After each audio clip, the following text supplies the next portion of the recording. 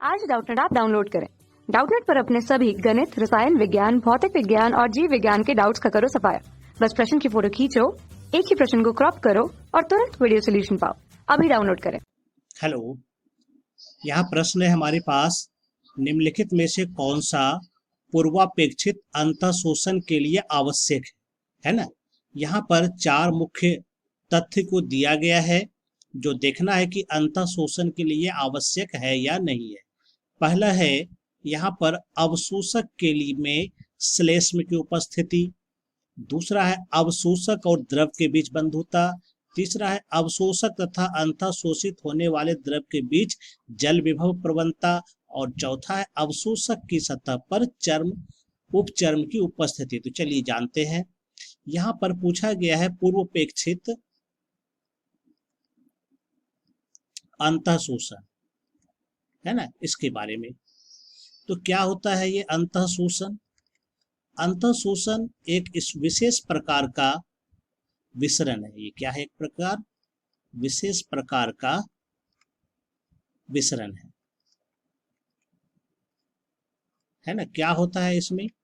तो इसमें क्या होता है, सामान्यतः जल का विसरण होता है। कहाँ होता है? तो जल का विसरण होता है अवशोषक की तरफ, है ना। कहाँ होता है? जब सामान्यतः अवशोषक की तरफ होता है। ये अवशोषक मुख्य रूप से क्या होता है? कॉलॉइड होता है। क्या होता है? ये मुख्य रूप से कॉलॉइड होता है। ये कॉलॉइड क्या करता है? जल को अवशोषित जब करता है तो यह क्या होता है, इसमें यह फूल जाता है ना। यानी इसका आयतन क्या होता है? बढ़ जाता है ना। इसी को हम लोग कहते हैं अंतःशोषण। तो इसके लिए क्या शर्त है, किस परिस्थिति में यह अंतःशोषण होता है? तो पहला है यहाँ पर कि ये जो जल विभव प्रवणता होनी चाहिए, है ना। पहला क्या कंडीशन है कि जल विभव प्रवणता होनी चाहिए। यानी कि जल का जो अवशोषण होगा अवशोषक की तरफ में, तो यहाँ उच्च जल विभव से निम्न जल विभव की ओर यह गति करता है ना।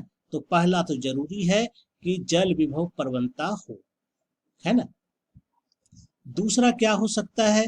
तो दूसरा होना चाहिए कि अवशोषक जो है वह और या जल यानी कि द्रव, इस दोनों के बीच में, अवशोषक और द्रव, इसके बीच में बंधुता होनी चाहिए, है ना। तभी यह जो है, यह द्रव जो है ये क्या होगा? अवशोषक की तरफ अवशोषित होगा। तीसरा है कि अगर हम ताप बढ़ाते हैं तो ताप बढ़ाने पर भी अवशोषक क्या करेगा? द्रव को अवशोषित करेगा, है ना। तो चलिए विकल्प में अब हम लोग देखते हैं। पहला कहता है अवशोषक में श्लेष्म की उपस्थिति।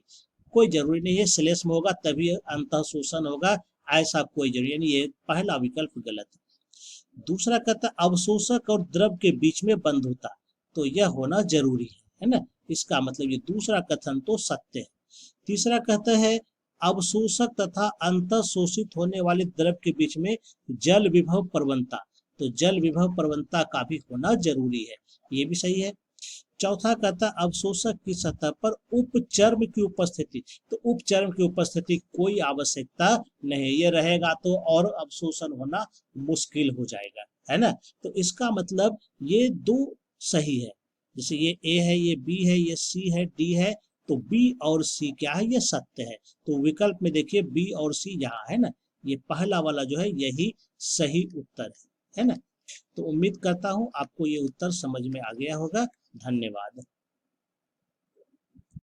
कक्षा 6 से 12वीं से लेकर नीट, IIT, JEE वो एडवांस के लेवल तक 1 करोड़ से ज्यादा छात्रों का भरोसा। आज ही डाउनलोड करें डाउटनेट ऐप या व्हाट्सएप करें अपने सारे डाउट्स 8400 400 400 पर।